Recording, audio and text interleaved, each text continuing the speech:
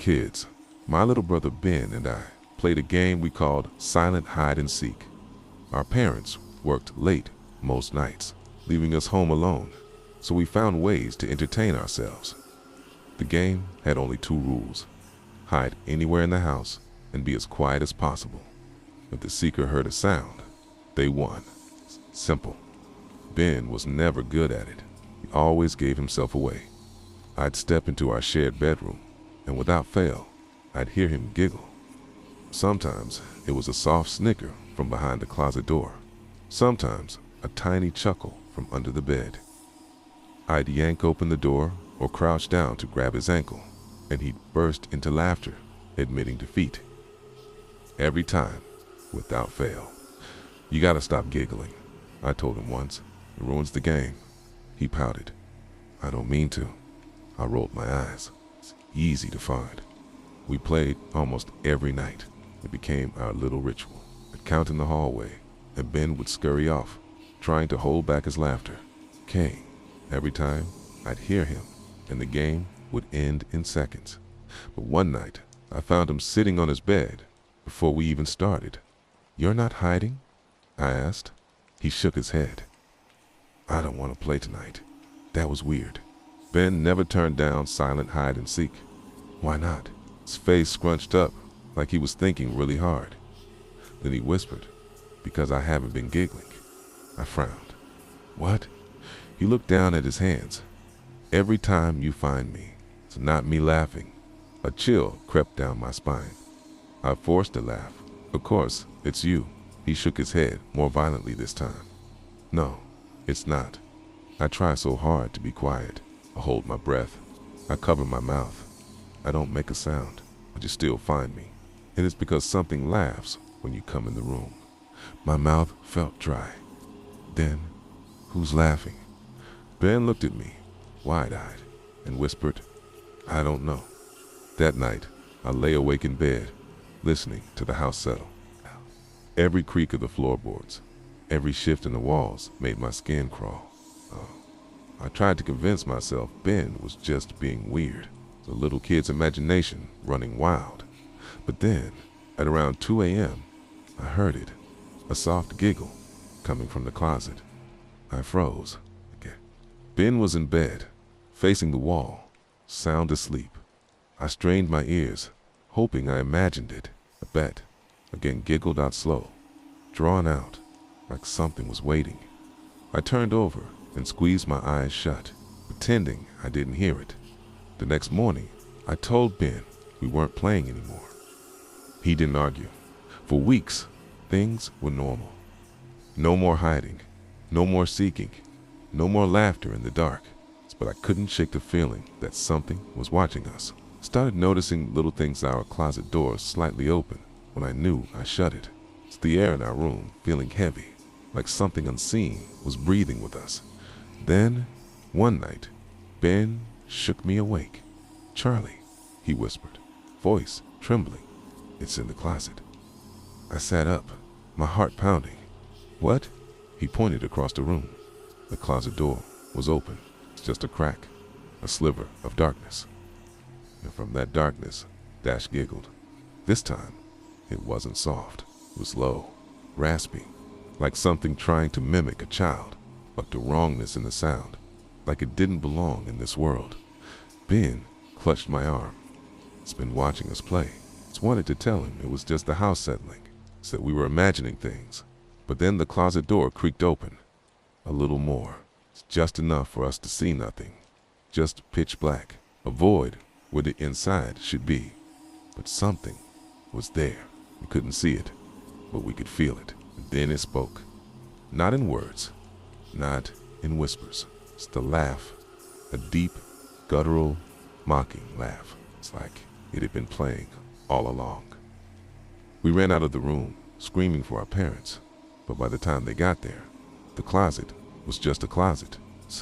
Nothing inside. Nothing at all. We never played silent hide and seek again. The image of the saint is crying blood. When my grandmother died, she left me some things. So nothing really valuable. Only memories. A couple of books with yellowish pages.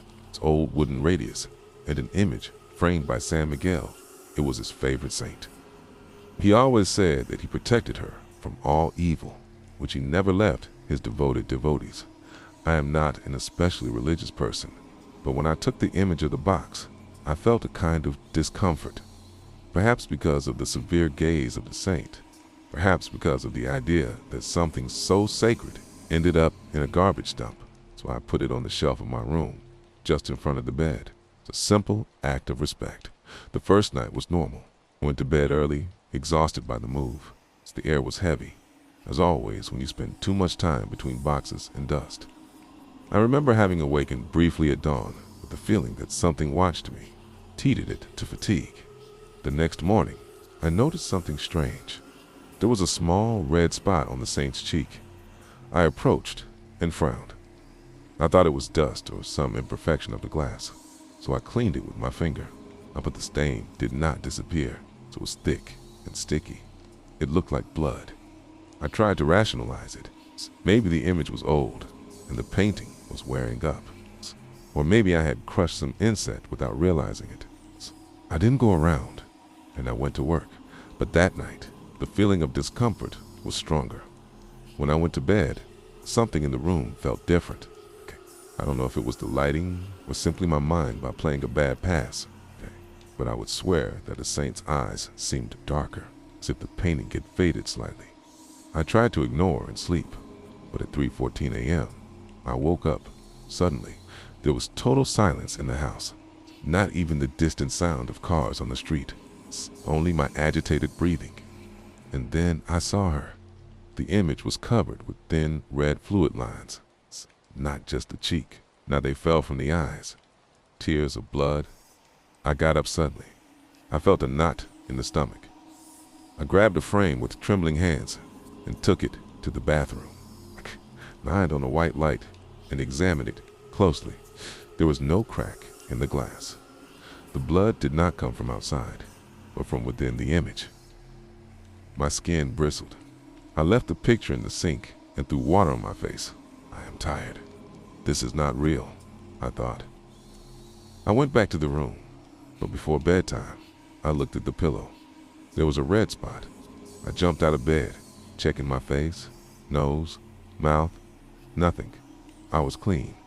I didn't sleep for the rest of the night.